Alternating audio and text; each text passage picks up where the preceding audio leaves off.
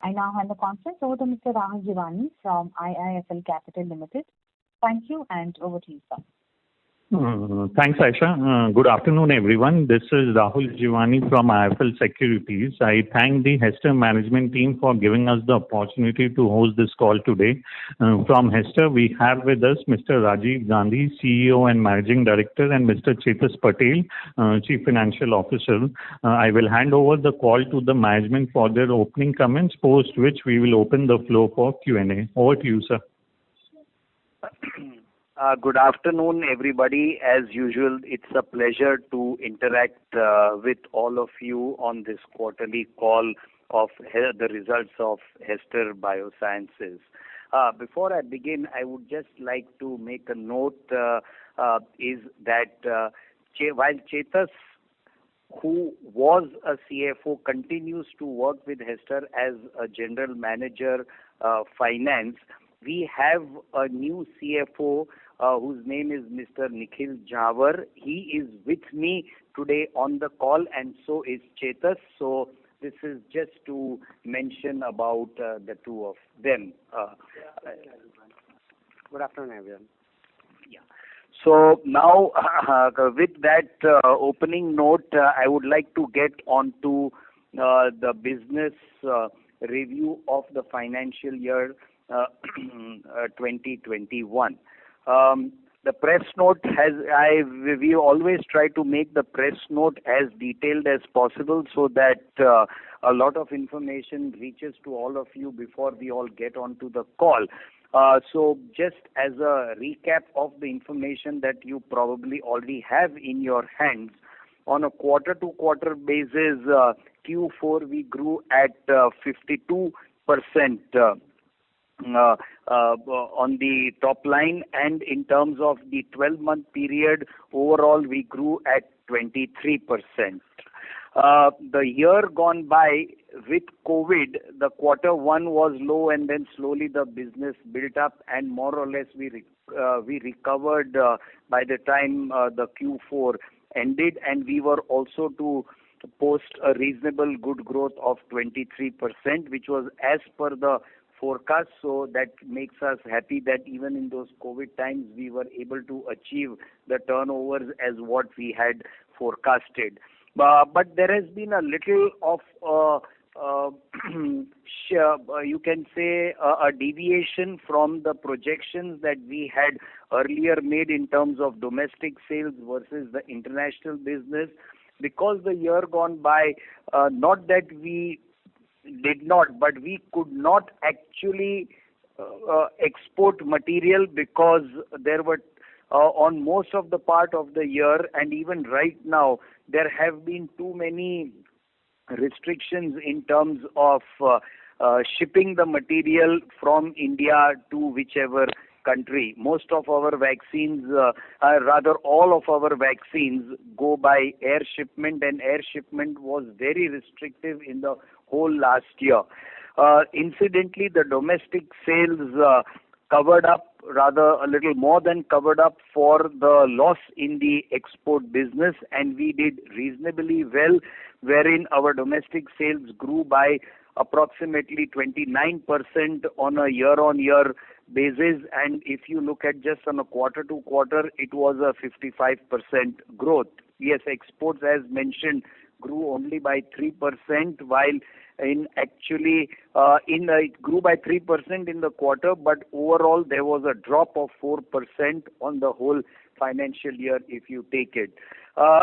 Considering that we are already towards the end of Q1 and a reasonable amount of inputs are already with us on how the year is going to be going further from here, our exports will definitely recover, and we hope that our exports will grow by 100% in this financial year, because more than it would be partly covering up, and we are confident that all across the globe, once things open up, things would grow more aggressively, and it would more or less make up for everything that we have lost in this year. In terms of domestic growth, the earlier growth was around 20-22%, which we grew 29. We are very confident that we should be able to grow at least this percentage, if not more. And I think overall, without any problems, we should be growing at least 25 to 30% in this financial year as against the last financial year, as far as the top line is concerned. We also have other reasons to believe that the sales on the animal vaccines division would also take a reasonable jump. 3 of our products which are currently under registration, that is classical swine fever, lumpy skin disease and sheeppox, all these 3 vaccines should be registered. The government of India is looking at immunizing programs against all these 3 diseases. So, and we, out of the 3, we are the only company manufacturing 2 of these vaccines, that is the lumpy skin disease and the sheeppox vaccine. So, we should be more or less having rather confirmed 100% of the market share, however small it starts and it goes on further. So these are a few things. We have also focused a lot on health products. In this quarter, we have launched a range of herbal products which we believe will give us good results in this financial year. Herbal products have gotten reasonably high in the trend as far as animal health is concerned, and we have already launched a few products. Some of them are also in the pipeline to be launched. Another range which we are looking at adding on, we already have a few disinfectants. We are looking into launching a few more disinfectants. So overall, if you really go to see, while vaccines, we would have 3 to 4 new vaccines this year, all on the animal side. On the health products, we would have poultry as well as animal health products, both range, and we are very confident that the health products business would grow at an extremely fast rate, at a geometric progression, and that would lead the growth at Hester Biosciences. As I've always mentioned in the past, and I repeat again, all animal health companies have a bigger portion of their sales with their health products rather than the vaccines. We have 70% sales of vaccines and 30% of health products. So in a way that talks about the opportunity that we have to grow the business in a geometric progression. That more or less covers whatever I would have had to say for the financial year. Rationalizing the product mix has been an endeavor which we have been doing continuously. I would not say even a year-on-year basis, on a quarter-to-quarter basis. In fact, at times, now talking about the bottom line, at times the bottom lines, the gross margins do vary, and this is mainly because of the changed product mix that we might enter into in a particular quarter. But if you look at it at an average of a year's time, we are more or less able to achieve the percentages, definitely the EBITDA, and even the bottom line, we are more or less there, and it is our endeavor to still improve the bottom line by a few points. So with this, at least I have covered all the issues as far as our animal health business is concerned. Before I give the line on to Nikhil for his comments on the financials with whatever he might want to say, we, as you all are aware, Hester has embarked on the COVID-19 vaccine initiative. There have been 2 initiatives that we have embarked on. One is with IIT Guwahati, and the second one is with Bharat Biotech. The one with IIT Guwahati, for technical reasons, we have not been, rather our collaborator IIT Guwahati has not been able to develop the master seed. Their role was to develop the master seed, is to develop the master seed, give us the master seed. We would start the animal trials and then take it on to human trials and then take the vaccine further. Unfortunately, the seed has not yet been developed.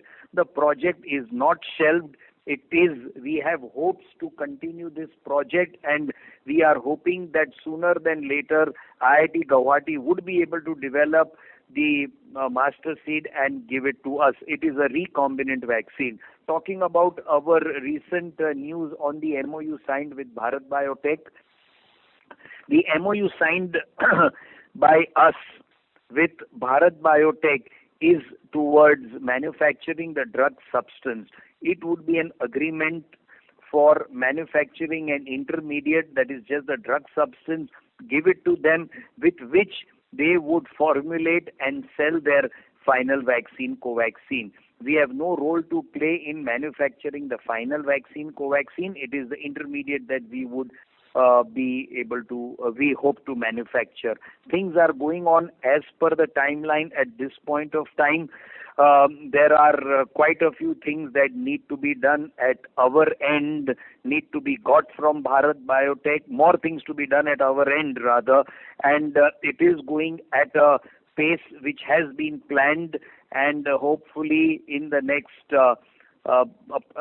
between 2 to 3 months, around 3 months time, we should have some output from this project which we have envisaged to take on our hands. This project is mainly with an objective rather than looking into profits. Not that we will not be making profits, not that it was going to be a loss-making thing, nothing of that sort. Be rest assured on that. Neither making of any of these products would eat away into our current production facility, because we are creating, rather renovating a part of a premises at our end that would be able to make these products. So there would be no drop in our normal production of animal vaccines, and this would go on the way it is supposed to be going on. So that covers everything. While I am on the still speaking to all of you, I would like to talk a little bit briefly on the subsidiaries that we have, namely first one, Hester Nepal. It has not been a good year for us because it's an export-oriented unit, and flights were completely shut in and out of Nepal. Neither were there tenders for FAO. There have been very minuscule tenders which we did execute also. So, therefore, that has led to a sharp drop in terms of the top line as well as in terms of the bottom line. But I think one good year, and we should recover from all these things and come back to normalcy, considering that, like in India, the gross margins are good. We just need one good year to come out of any problems that we could be or that we would be. This is not only for this time, for any point of time. Talking about Texas Life Science, it is a company which manufactures and supplies the health products. The growth of Hester's health product business and Texas Life Science business is directly proportional, and so therefore we have reasons to believe that with Hester growing, Texas Life Science is bound to grow, and this business would become bigger than what it is. Talking about the bottom line as far as Texas is concerned, it's not much of a relevant issue. 90% of the goods are sold to Hester, and somewhere or the other between Hester or Texas, the bottom line is anyway taken care of. So I really don't think it's a matter of concern or even a matter for discussion. Talking about Hester Tanzania, we have started putting in more efforts in Tanzania. In fact, we are looking at tying up, collaborating in terms of equity, maybe, or looking into other partnerships, which we have always been looking, as I have mentioned to all of you all this time. Hopefully, we should be, I think, in the next, in the next few weeks or something, we would definitely be able to present probably a leap jump that we hope and intend to take in Hester Tanzania, and try to grow the business at a very fast pace. There are very aggressive and strong talks that are at this point of time going on with many companies within Tanzania itself. On Hester Africa, the export-oriented unit, which is going to be manufacturing African-specific animal disease vaccines. Things are a little, they slowed down a little bit, but now the momentum has again picked up. Everything was to end in May, but unfortunately the lockdown, they had their internal problems, the political problem, the disease problem. Air Tanzania flights, the direct flights, those were shut. There wasn't any way to reach Dar es Salaam directly. So things which could have happened in those months, in May and by end of April and May, in terms of validation, commencing the each and every equipment, etc. We could not do those things, but now things are again easing out from the middle of this month. Again, the flights and everything are going to be resumed with Dar es Salaam, and we hope that on a war footing we should be able to complete everything within a month's time to make sure that we have our inauguration in the month of August, if not earlier. So with this, it completes my presentation and talk on the performance of Hester and its subsidiaries. I think I would like to now open the question answer session, and any finance related questions they would be answered by Nikhil. Over to all of you. Thank you very much. We will now begin the question and answer session. Anyone who wishes to ask a question may press star and one on your touchtone telephone. If you wish to remove yourself from the question queue, you may press star and two. Participants are requested to use handsets while asking a question. Ladies and gentlemen, we will wait for a moment while the question queue assembles.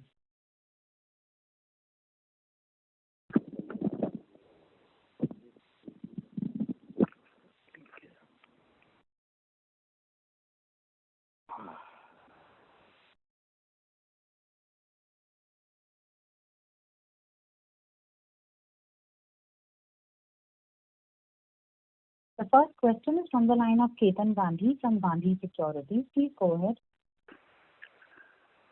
Sir, the registration for CSF, LSD and Sigfox vaccine Yes. are for which countries, sir? At the moment, first, any product that we would want to launch, they should be first registered in India, and then only we can do the registration in other countries. So we are at the moment under registration in India.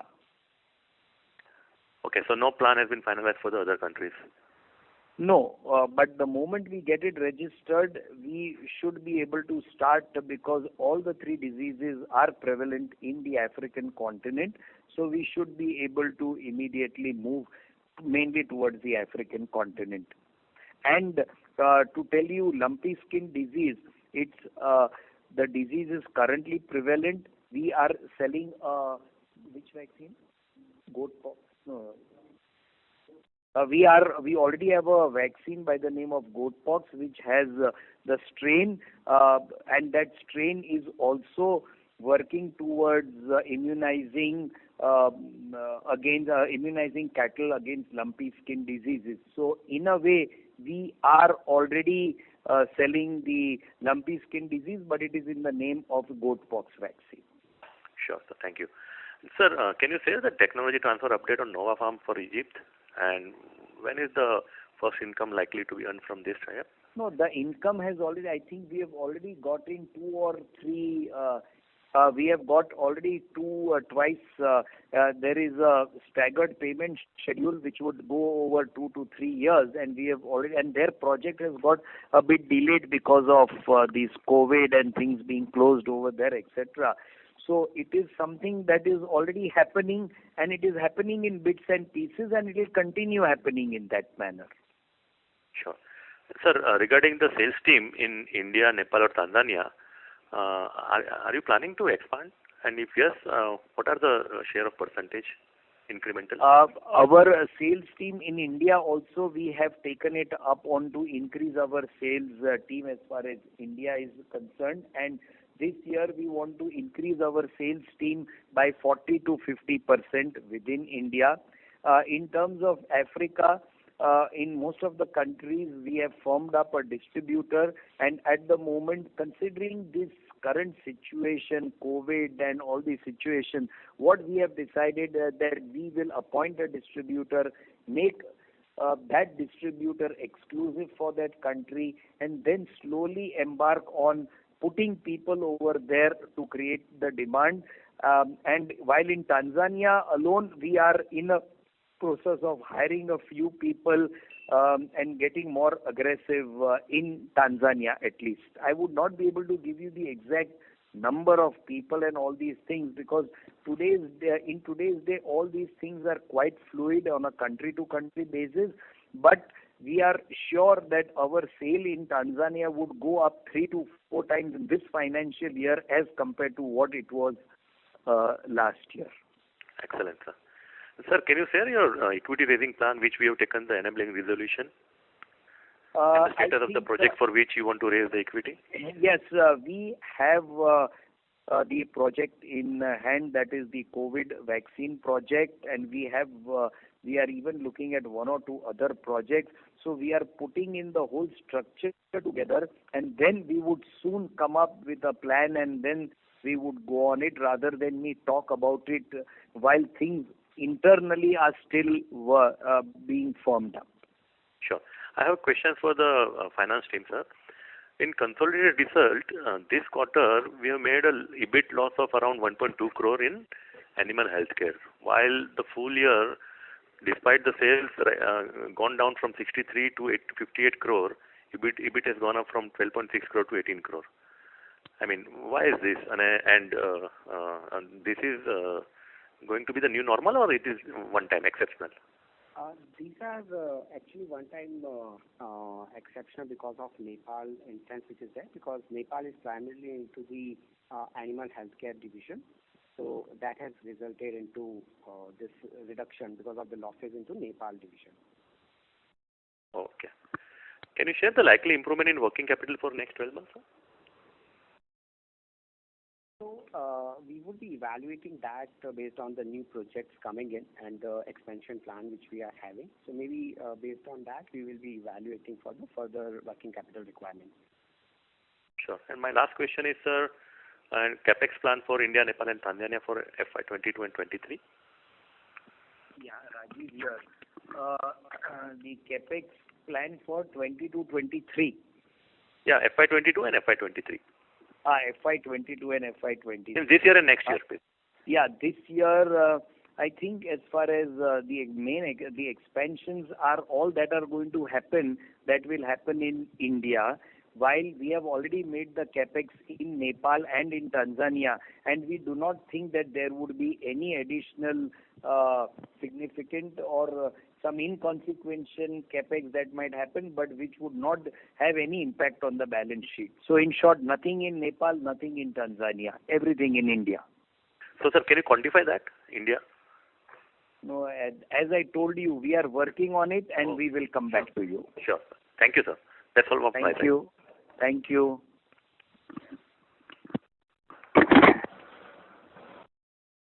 The next question is from the line of Ravi Naredi from Naredi Investment. Please go ahead. Thank you, Rajiv Gandhi ji. It is a fantastic result indeed. Sir, tell something more about MOU with Bharat Biotech, sir. How much money we will invest and how the project will go?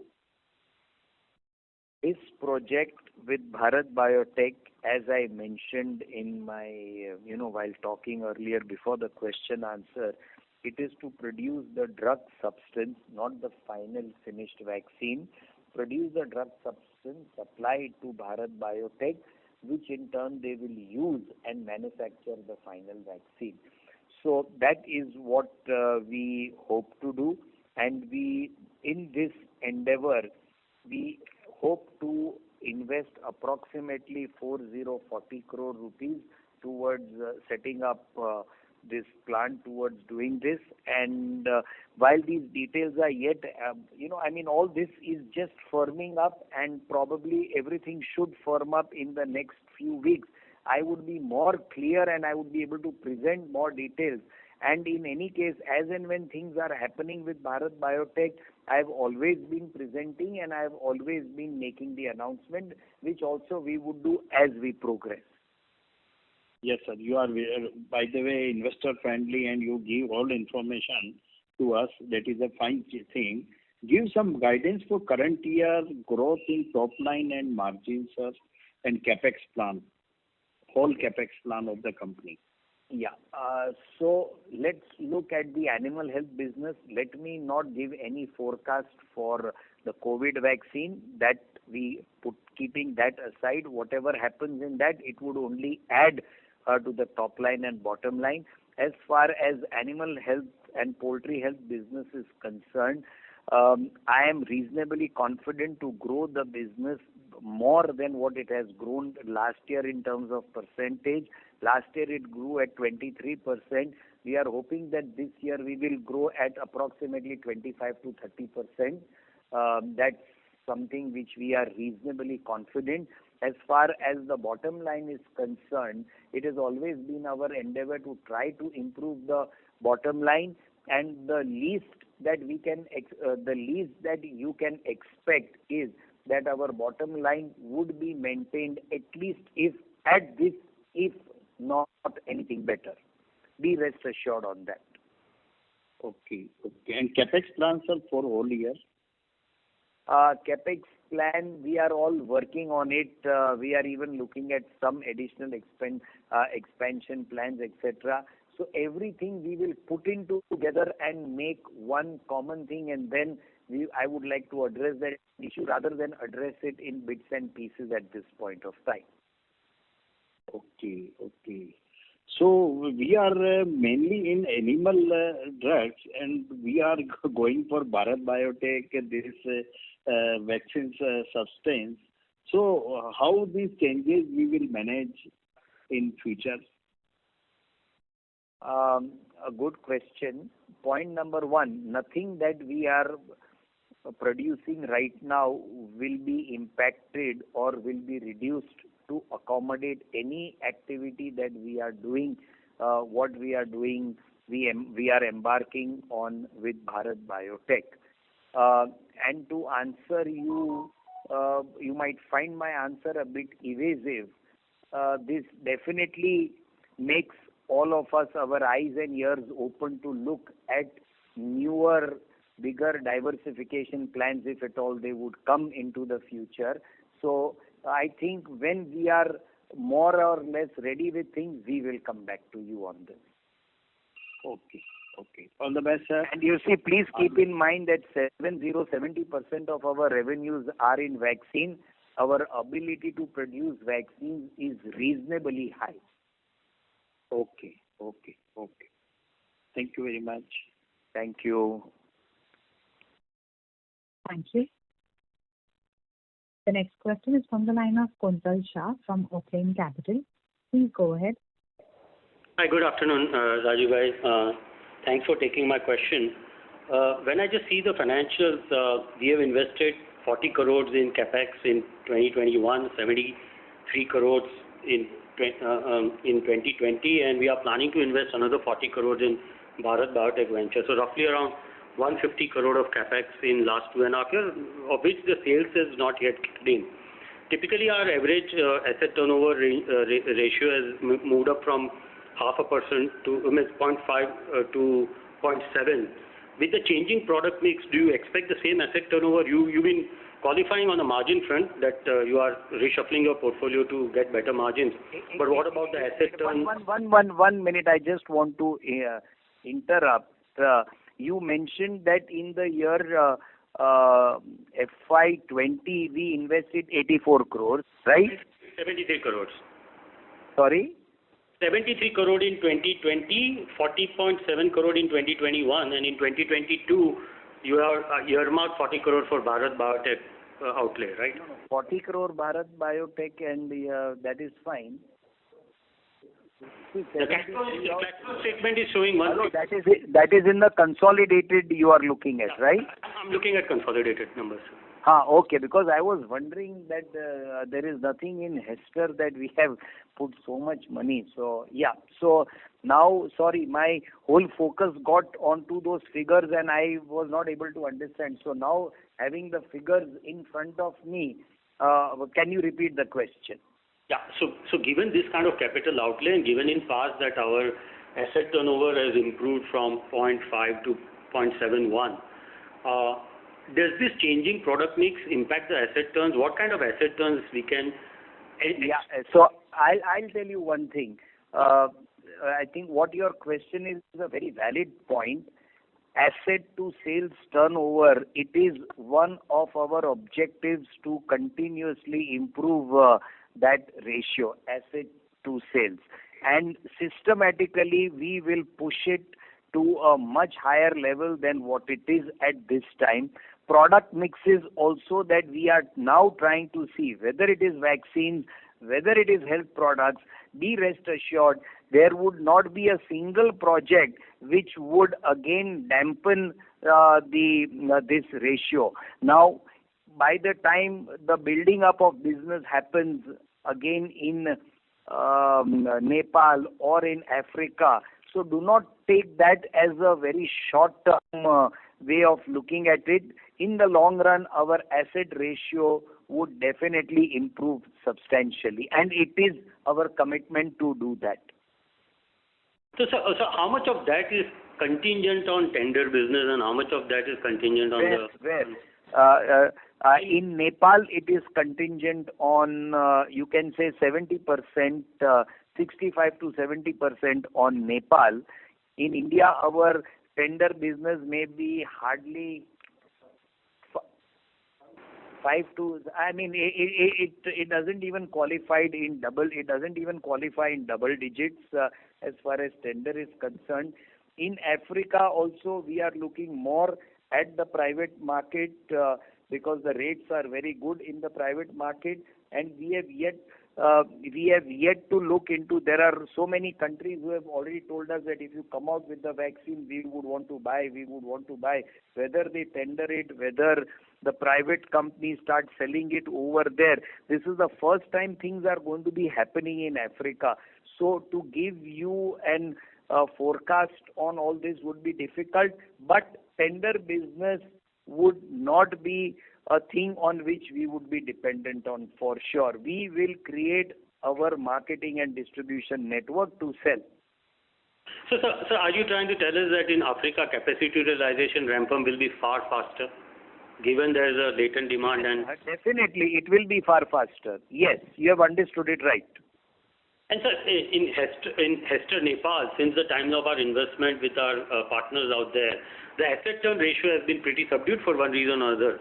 And as you said, it's dependent on the tender market. So can you guide us on what is the issues involved in FAO tenders and where we can see some, because is there a funding issue or is there a mobilization issue, or what are the impediments in the FAO business out there? I think the issue is at a macro level. United Nations Food and Agriculture Organization. So besides what we get sketchy information, I would not be able to get more details on the whole financing pattern of United Nations and on the FAO. But what we have been continuously told by FAO in regular meetings, please be ready for more supplies. Please be ready for more supplies, So this is what they have been continuously telling us, and we believe them, if not now, at some point of time in the very near future, this thing has to happen. The world, the United Nations, each country, they have all passed resolutions to eradicate PPR disease in sheep and goat. Now, it has to happen. That is all that I can say at this point of time. I mean, there are documents which prove that it is going to happen. अभी इससे ज़्यादा तो मैं क्या बोलूँ, हो जाएगा. It will happen. So, okay. And so, any plan for a larger ticket M&A in near future, couple of years or something, you had? Sorry? Any plans for larger ticket mergers or acquisitions, inorganic growth? Any plans? Because you have indicated a fairly large equity raise also. That's why. If you could Yeah. See, I'll tell you, a greenfield project is always something which I personally am more convinced about rather than an acquisition. But having said that, in Africa, we could acquire or collaborate with distribution companies, not with any production companies. So what we would acquire or what we could work with are companies that are into marketing and distribution. So even if there is an acquisition cost, it is not like acquiring assets, etc. Okay, sir. All the best. Thank you. Thank you. Thank you. The next question is from the line of Vibha Batra from Fair Connect. Please go ahead. Yeah, thank you for taking my question. My question is again on you have a large capital work in progress and not on the standalone but on consolidated balance sheet. So if you can give a broad timeline on when will this whole capacity will come into production, and also how would that impact the interest and depreciation for next year? That is one question. And second is that you gave this thing on outlook on top line and also on bottom line will be maintained. So just want to understand more. If your top line is going to increase by 25 to 30%, are you expecting your margins to decline? And also there was an exceptional item this year. Are you talking about bottom line adjusted for that? Yes, ma'am. I'll answer your second question first and then we will go on to the first one. As you increase the business, and that too on the animal health product side rather than the vaccine side, it is our endeavor not to reduce the gross margins and look at products which do not make us reduce. But if we want to get into extremely higher turnovers, etc., while there could be a marginal drop on the gross margin, but the bottom margins will still improve because ultimately the whole distribution, the infrastructure that is used is all going to be common, whether it is a vaccine or a health product. So, we have all the justifications to ensure that the bottom line is not impacted at any point of time. Okay, but in absolute value, if your top line is increasing by 25 to 30%, shouldn't bottom line also increase? You said it will be maintained. Ma'am, you see, it is at some point of time at some time you look at absolute figures, at some time we look at percentages. So I'm talking about absolute. Yeah, so absolute. This is all subjective. At some point of time, either could be good or either could be bad then. Okay, but I haven't really understood. What you were saying in percentage terms it will be maintained? Yes, and therefore in percentage terms we will maintain it and we will take it further for sure. Okay. What is your expectation, ma'am, or what is your question? I have not actually. What is it that? Is there an apprehension, or is there? No. Can you explain? Yeah. So no, there is no apprehension. Just want to understand if the top line is going to increase by 25 to 30%. In your OPEX, there will be some variable expenses and some fixed expenses.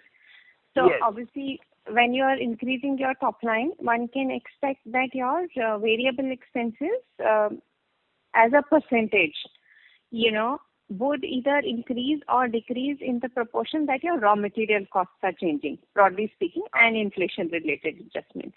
But as far as fixed expenses are concerned, they would not change, they would not increase hopefully by 25 to 30%, barring the CWIP, when it comes into production, obviously your interest and depreciation will go up.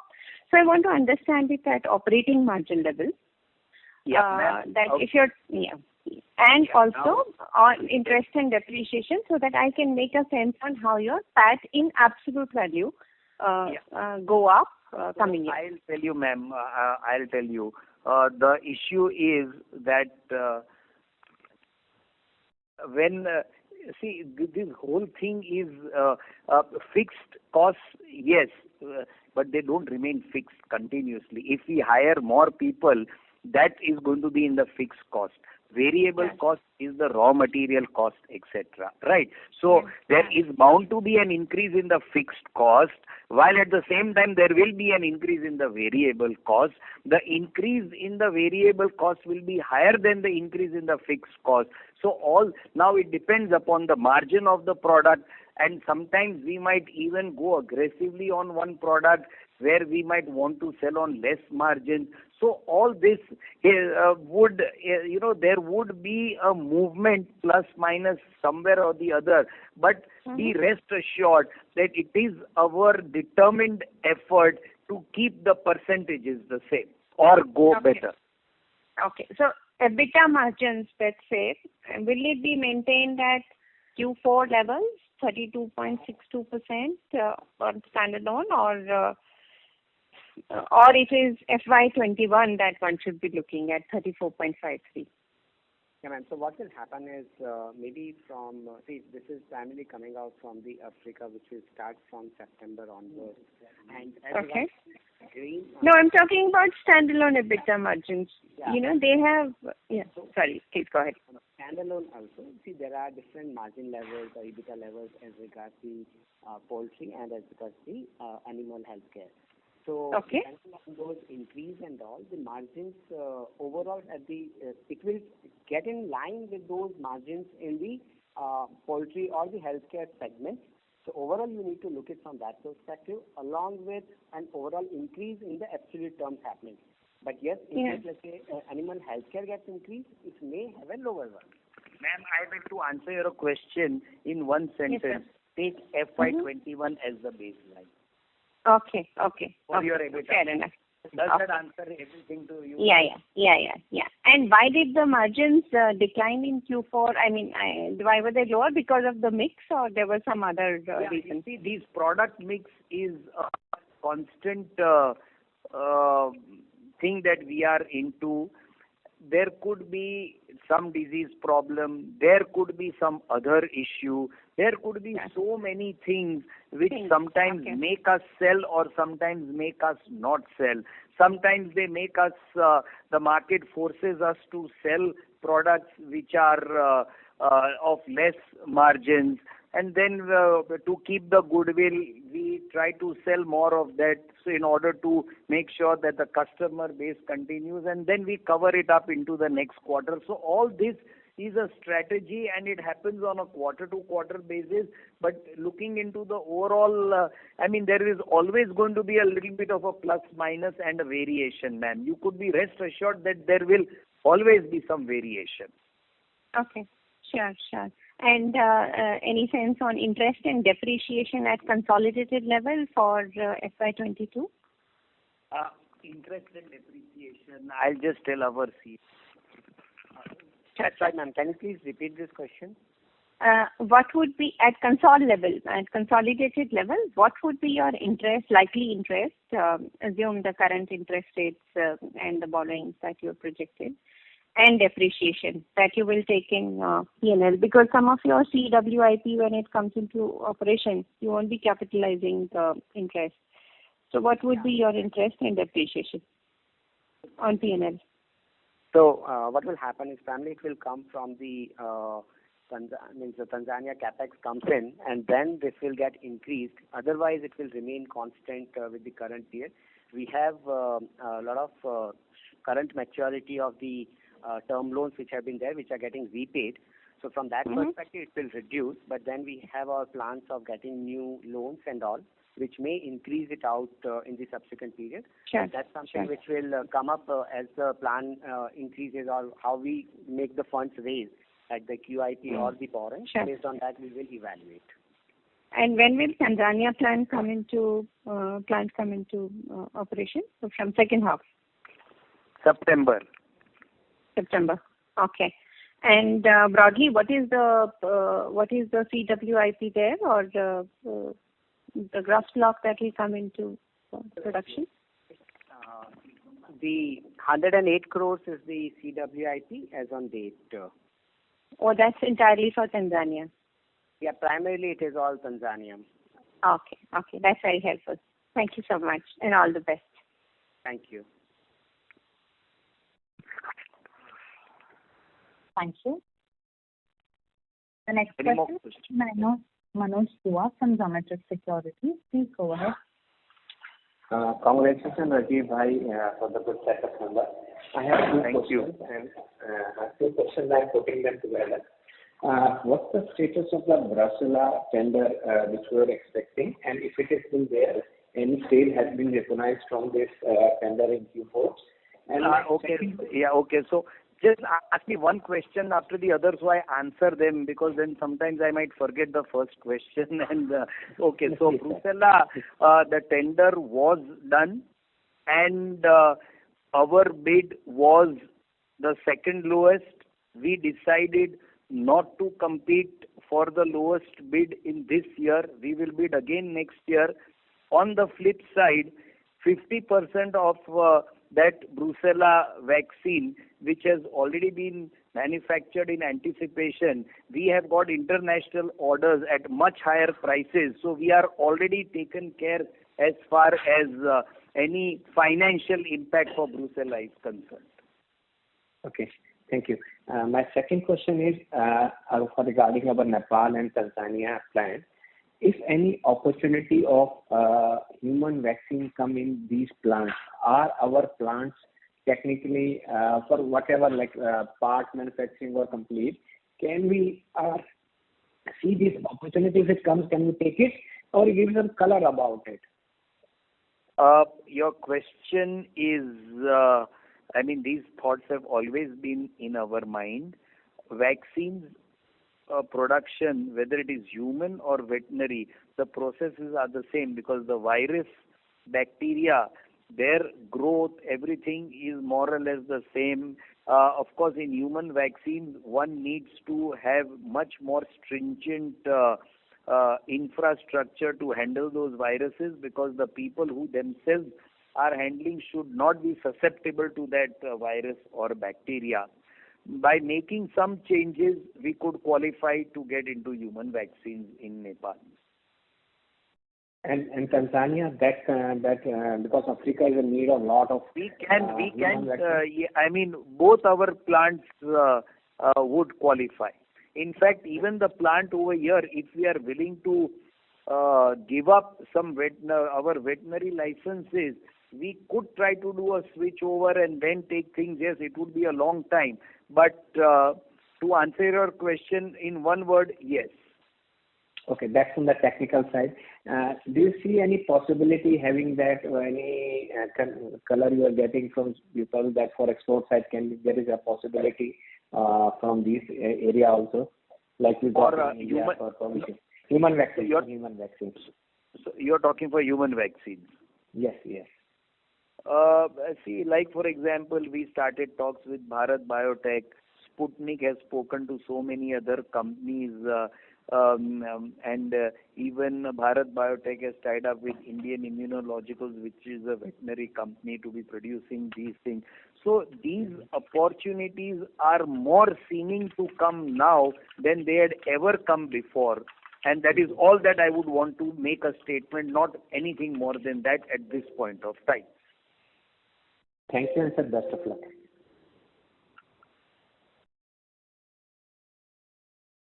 Thank you. Hello? Yes. So shall I move to the next question? Sorry, your voice. Yes, please. The next question is from the line of Mitesh Shah from ICICI Securities. Please go ahead. Thanks a lot for taking my question, and congratulations for the good sets of number. Sir, my question is regarding the Bharat Biotech. Basically, means the 40 crore you are investing, the clients or the Bharat Biotechs are contributing something on that? No. Okay, and is there have given the any minimum assurance of taking the order? 100%. There is Okay. no minimum. What will I do if they don't take? It is 100%. It is doing a toll manufacturing for them. So there is nothing like even 99%. And the post the COVID, like COVID is assuming the finite opportunity for most of the companies. So after the COVID, how would we think about utilizing that plant? We can use for the animal vaccines, or we are continuously using for the human vaccines? We could use that capability, having created a BSL Class 3 facility. It could be used to handle many other more viruses or bacteria. We would qualify to to handle more exotic virus and diseases, bacteria, etc. We will take it as it comes.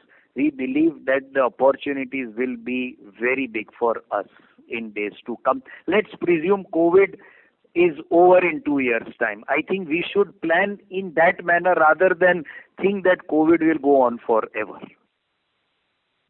And can you quantify that? Means what could be the I believe that it's MOU signed and this time will. But can you quantify that? How many vaccines they can produce from your substance? Quantity of You mean to say the number of doses? Right. The drug substance, we are planning to have anything between 50 lakhs to 1.5 crore doses a month. Got it. That will increase, or it's just Sorry? right now? That will increase going forward?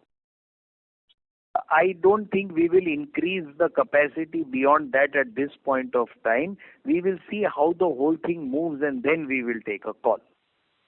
Okay. Regarding the financials, can you guide something about your gross margins? How would we see the gross margin going forward? Because it's continuously volatile and it's difficult to. No. I'll tell you, it is not volatile. The word volatile, it gives impression that as if it is like fluctuating between 0 to 100. It's impressive, no doubt about that. It's not a right word. I understand, right? See, 5-10% here and there is always going to be there. Because what is happening is that product mix. Poultry healthcare might sell more, animal healthcare might sell more, vaccine might sell more, medicine might sell more. So all this little bit fluctuation here and there is bound to happen, and we are not much concerned or worried about it. I'm more or less, we are sure that we should be able to, be within a band as far as the gross profit margins are concerned, for sure. Thanks a lot, sir. That's it from my end. All the best. Thank you. Thank you. The next question is from the line of Manish Jain from Gormal One. Please go ahead. Yeah, hi Rajiv. Just wanted to understand that, you have the set of opportunities is consistently rising for you all, for all the efforts that you have put in over the last 15-20 years. So, wanted to understand, you have diagnostic capability as well for animals in a very big way. Do you ever plan to use it for human diagnostic capability? That's first question. I have second one, but I'll go one by one. So, well, to tell you that sometimes there are companies who, on the veterinary side, they do buy antigens from us for their veterinary diagnostics, which they manufacture. Point number one. Point number two, it has always been in the back of my mind to get into animal diagnostics. At this point of time, there are no very clear direction or thoughts on human diagnostics. what happens is diagnostics could always be an offshoot of the vaccine business, because for vaccines you manufacture antigens, so you manufacture a lot many things which go as a raw material in the kit. So the kit becomes a byproduct of something that you are already producing. So this is what it is. And my second question was that are there opportunities in COVID vaccines for pets such as dogs, cats, and things like that, where is there a viable opportunity? There is an opportunity, and I would want to talk on that at some later point of time when we are in a position to talk on that. You might have heard that a few lions got impacted with COVID in Hyderabad. Exactly. Yeah, so it is something which we are already internally looking at. Let's see how things progress. Perfect. I had few more questions. I'll join back the queue. Thank you. The next question is from the line of Anirudh Shetty from Solidarity Investment Managers. Please go ahead. Hi, thanks for taking my question. I actually just wanted to understand a little bit more about the exceptional items that we saw in the current year. I believe it's somewhere around 5 crores. So please just throw some color around that. The exceptional item you are talking about? That's right. Yeah, just a minute. I'll give it to our CFO. Yeah. So in the exceptional items, there are two portions. One is there is a loss on disposal of Pattern Farm, that is of 3.3 crore rupees. So that farm has been closed and those assets have been written off. So that is an item which is an one-off and accordingly has been considered as an exceptional item. And second is we have evaluated about the impairment analysis for the Nepal loans and advances, and considering the reduced turnover over there, we have evaluated and considered that as of now there is a provision required for this interest and loans which have been given over there. So to that extent, there is an impairment of 1.9 crore rupees has been considered. So this whole has been explained in the results notes also. So this loan to Nepal, is this being done on a conservative, prudent basis, and it's nothing to do with your belief in the company and its long-term potential? Is that how we should look at it? This surely has no impact in the long term, rather would not have any impact even in the short run. And it's just that today everybody is impacted, and I think life should change within a year's time. Be rest assured. And I also wanted to clarify, we've given a sales of aspiration number of 25-30% growth in 2022. So this would be excluding the COVID-related businesses or including that? Excluding COVID, there is no COVID business. There is no extraordinary business that has been included in it. This is all that what we have been doing and what we can do or what we had done in the past. Okay, got it. All right, that's it from my side. Is additional and everything else is to be added to this. Got it. Thank you so much for that. Thank you.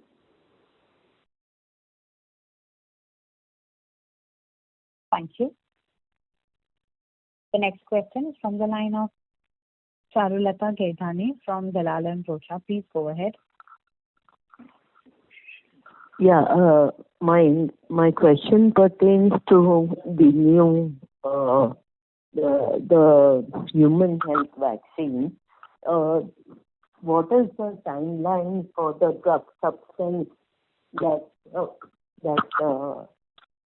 you are likely to start supplying? Around 3 months' time, ma'am. Okay. And it is only drug substance, right? Not the entire vaccine. Sorry? It is only the drug substance that you will... It's a drug substance. It has got nothing to do with the finished product. Okay. But in terms of technicalities, because it is a human health product and you have not been making vaccines for human health. Are there any additional challenges that you perceive? Yes, infrastructural challenges are the ones that is taking more time for us to get into this. Therefore, this delay and the slowed approach. It's not our ability to produce or not to produce. It is the infrastructure, the more stringent infrastructure requirement. Right. So you believe you will be able to start supplies in 3 months? Ma'am, that is the endeavor at this point of time. It's also a commitment that we have given, but these things are based on many other things that could happen, could not happen. So this is what it is at this point of time. Okay. Right. And how much growth do you perceive in poultry vaccines and animal health Poultry, poultry, I think the growth should be approximately more around 10 to 15%, and in terms of animal health, approximately 50%. Okay. And do you see an improvement in profitability? Profitability, the worst case, we maintain the current profitability. Okay. Yeah. That is helpful. Thank you. Thank you. Thank you. The next question is from the line of Vibha Batra from Fair Connect. Please go ahead. Yeah, I just want to understand this Patan farm. How much was the total value of the farm that we sold for? Just a minute.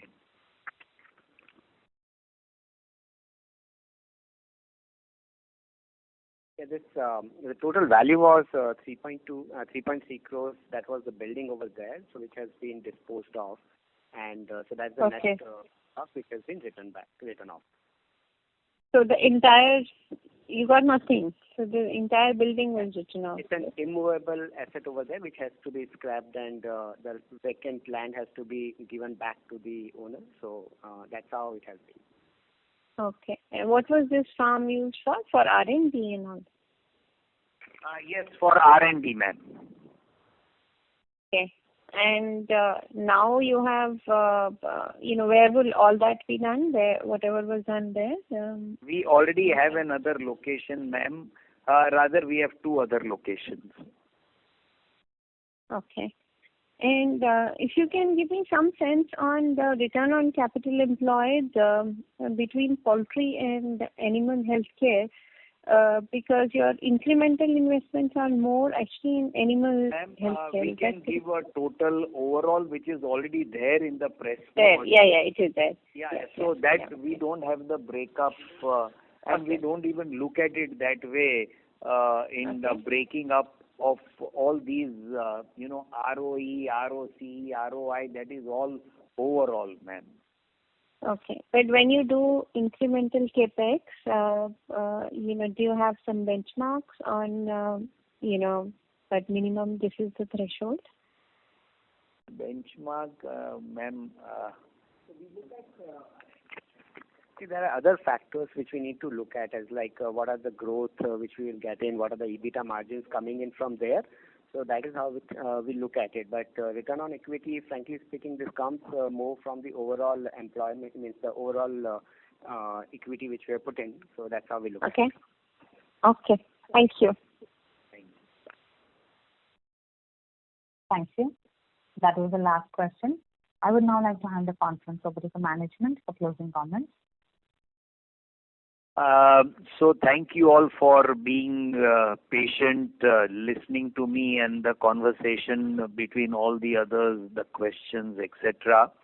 I'm sure I would have not been able to answer 100% up to your 100% expectation, but the endeavor is always there, and all are always free to send emails to us and try to get some more clarification on any information that you would want from us. Do keep in mind that any information requested, whatever is in the public domain, without any hesitation, we would impart with that information and give it to you at any time. To conclude, the animal health business will continue to grow. We are very bullish about it. We are confident of growing at a good percentage on a year-on-year basis, maintaining the growth on the top line, maintaining the bottom line the least at what it is been approximately in the last 1 or 2 years. I would not, as I said, there could be a little bit of a deviation here and there, but nothing really much for us to be concerned about. In fact, if we get 1 or 2 good opportunities, it could even shoot up, specifically if some vaccine business comes our way and that puts it up. But having said that, this is the bare minimum you could expect from us. Continue to have the faith in the whole management of the company, that is on me and my team.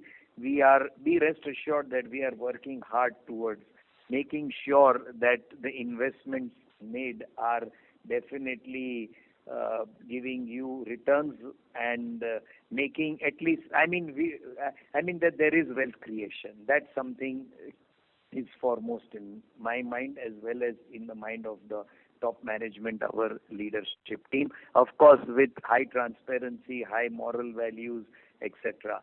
So with that, I conclude. Thank you, and we shall meet again in the next quarter. Thank you. Thank you. On behalf of IIFL Capital Limited, that concludes this conference. Thank you everyone for joining us, and you may now disconnect your lines.